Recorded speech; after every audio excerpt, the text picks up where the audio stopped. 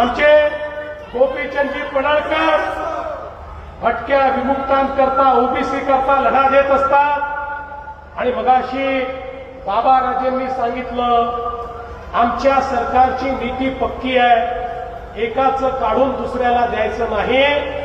आमच्या सरकारची नीती पक्की आहे, दोन समाजाला भिडवायचं नाही. आणि इंग्रजांची नीती हीच तर होती, इंग्रजांनी आपल्या समाजाला त्या ठिकाणी एकमेकाशी त्या ठिकाणी झुंजवत ठेवलं, या समाजाला विभाजित ठेवलं आणि म्हणून इंग्रजांनी राज्य केलं.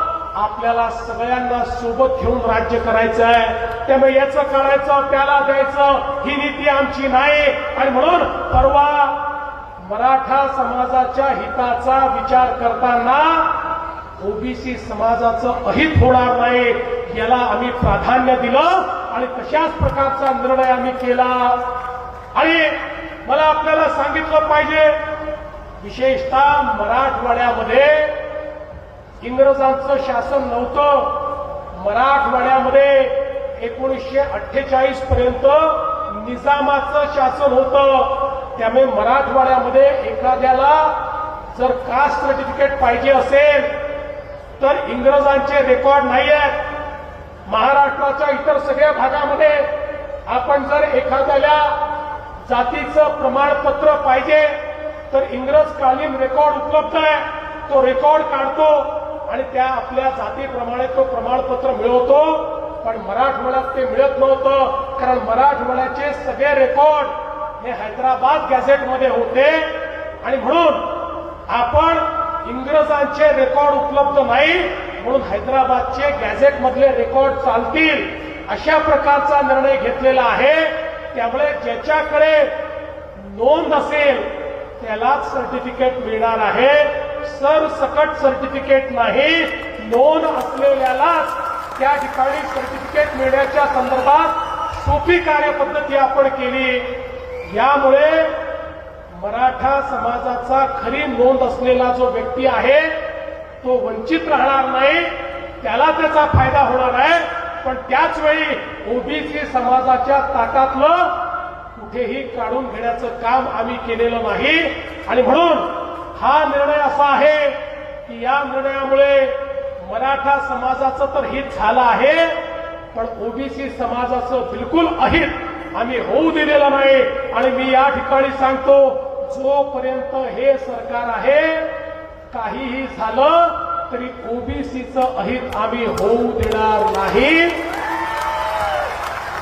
ओबीसीचं मंत्रालय तयार करणारं हे सरकार आहे, महाज्योती तयार करणारं हे सरकार आहे, ओबीसीची महामंडळं सक्षम करणारं हे सरकार आहे, 13 वेगवेगळी महामंडळं तयार करणारं हे सरकार आहे, ओबीसी करता परदेशी शिष्यवृत्ती देणारं हे सरकार आहे, ओबीसी करता फी प्रतिपूर्ती करणारं हे सरकार आहे, ओबीसी करता 42 हॉस्टेल तयार करणारं हे सरकार आहे, ओबीसी करता प्रशिक्षणाच्या योजना तयार करणारं हे सरकार आहे.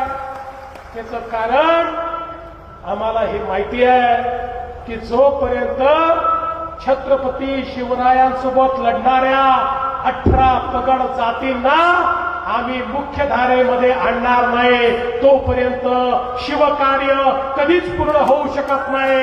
ओबीसींचा त्या ठिकाणी उद्धार, ओबीसींचा विकास म्हणजे शिवकार्य आहे आणि ते शिवकार्य केल्याशिवाय हे सरकार कधीच थांबणार नाही. आणि म्हणून कोणीही मनात शंका आणू नका, आम्ही दबावापोटी काम करत नाही, आम्ही समाजाच्या प्रेमापोटी काम करतो. त्यामुळे कुठलाही समाज मागण्या घेऊन आल्यानंतर त्या समाजाच्या योग्य मागण्या या निश्चितपणे पूर्ण करण्याचं काम हे आमचं सरकार यापुढेही करेल. आणि दौलत नाना काळजी करू नका, तुम्ही संकोच करत होता, तुम्ही म्हणत होता मागण्या तर अनेक झाल्या पण अजून मागण्या आहेत. समाजाच्या मागण्या कधी संपत नसतात, त्या एक संपली की दुसरी मागणी मागायची असते आणि तुम्ही मागत राहा आणि आम्ही देत राहू. आणि आम्ही का देऊ माहितीये, आम्ही तुम्ही आम्हाला निवडून दिलं म्हणून देऊ शकतो. त्यामुळे आम्ही काही आमच्या पदरचं देत नाही, आमच्या खिशातलं देत नाही. आम्हाला तुम्ही देण्याचा अधिकार दिला म्हणून जे तुमचं आहे ते तुम्हाला आम्ही देतो आहे. त्यामुळे तुम्ही मागत राहा, जेवढी क्षमता असेल तेवढ्या क्षमतेनं देत राहू. आणि छत्रपती शिवाजी महाराजांनी जो मार्ग दाखवला, ज्या मार्गावर राजे उमाजी नाईक देखील चालले, त्याच मार्गाने 18 पगड जातींना सोबत घेऊन या महाराष्ट्रातल्या दीन दलित गोरगरीब आदिवासी शेतकरी शेतमजूर ओबीसी मराठा अल्पसंख्याक सगळ्यांना सोबत घेऊन आमचं राज्य हे पुढे जात राहील हा विश्वास या निमित्ताने व्यक्त करतो आणि माझं बोलणं संपवतो. धन्यवाद. जय हिंद, जय महाराष्ट्र.